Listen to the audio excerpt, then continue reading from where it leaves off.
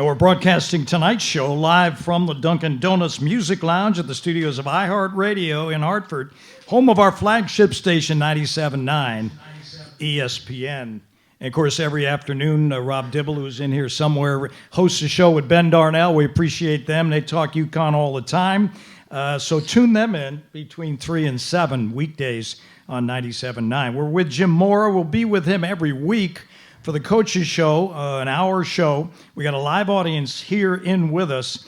And, Coach, just to finish up our thoughts on the D-line, you had a lot of injuries last year on the offensive receiver groups, defensive line people. You lost a couple offensive linemen.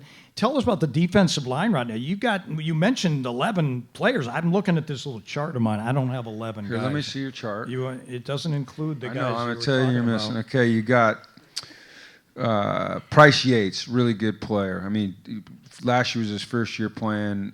He's very versatile, can play all over the place. You got Dalmont and Jelani inside. You know, on here you don't have Sequoia McDuffie or R.J. Wilkins, who's a transfer from Illinois. So there's 4 really good defensive tackles right there, along with a guy named Timothy Passmore, who was a freshman last year that's really come on.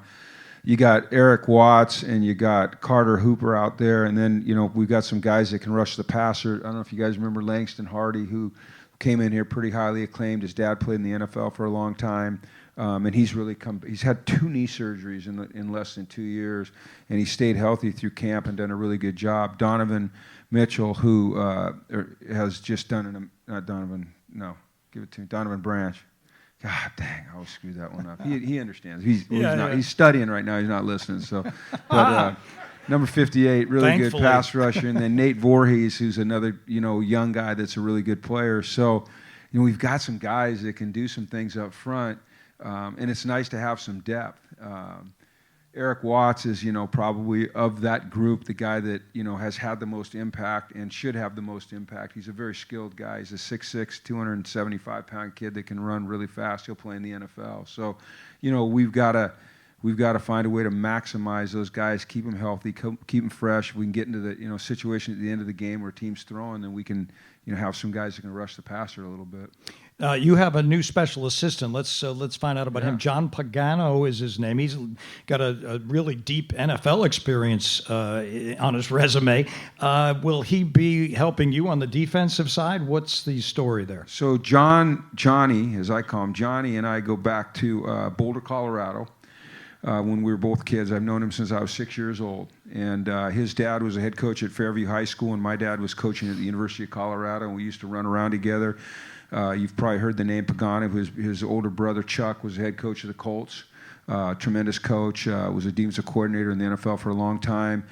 So Johnny and I have known each other our entire lives. When I was with the New Orleans Saints back in the 90s with my dad, Johnny and I were on the staff together.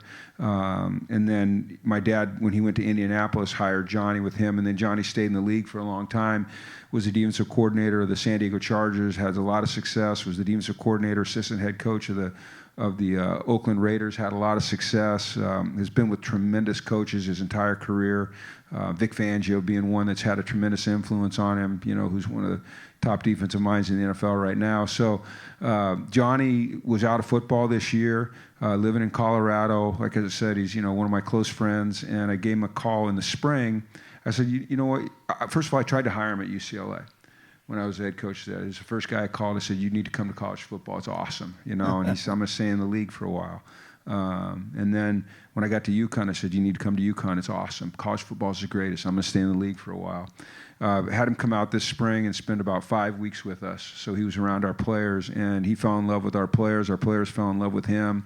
He's a great football mind. Was able to convince him to come back this season as a special assistant. And he works with all the positions. He'll go in and meet with the offensive line and give them the perspective that a defensive has about what they're doing. He'll meet with the running backs. He'll meet with the linebackers. He'll meet with the defensive line. And he's not meeting to talk about what we're doing, but just, kind of big picture stuff. Yeah. And he's a great asset to me right now. There's a lot on my plate, being the head coach and really the acting defensive coordinator. And so having a guy that I'm very familiar with that has so much experience, being able to just sit down and watch film, the two of us that have such a strong background together has been really helpful. So we're And that's a great addition.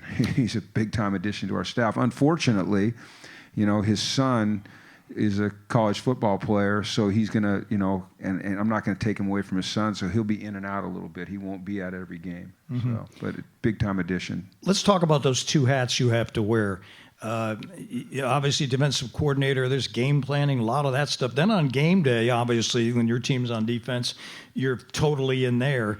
And then what happens when the ball goes to the offense? Do you switch hats and become the coach, the head coach? How does that work? Yeah, I do. I have to, first of all, I'm blessed with an amazing staff. I mean, from Nick Charlton as our offensive coordinator and Doug Shear, who's our special teams coordinator, I don't have to worry about those two sides of the football. And on defense, working with Kenny McClennan and Sriki Diabate, our linebacker coach, and Dalton Hilliard, our defensive back coach, we all work very well together. So it's easy for me to click over on my headphones, go to offense, plug in with Nick, because he needs me there to help him situationally.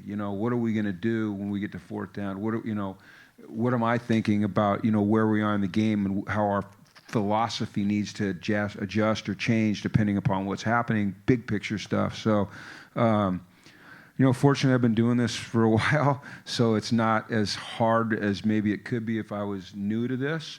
But it's a challenge, but I love that part of it. I don't want to be standing there doing nothing during the game. I mean, I feel like I have a lot to add, and I want to add it. But first and foremost, I can only do that because I'm blessed with a great staff.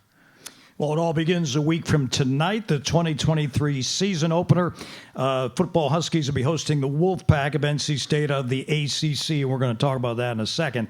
Local coverage begins at 4:30. We've got UConn Game Day on 97.9 ESPN. Network coverage begins at 6. The Hart Auto Group countdown to kickoff, and it's game on shortly after 7:30 here along the UConn Sports Network and online via the iHeart app. And, Coach, night game to start. I got to go to break. Okay.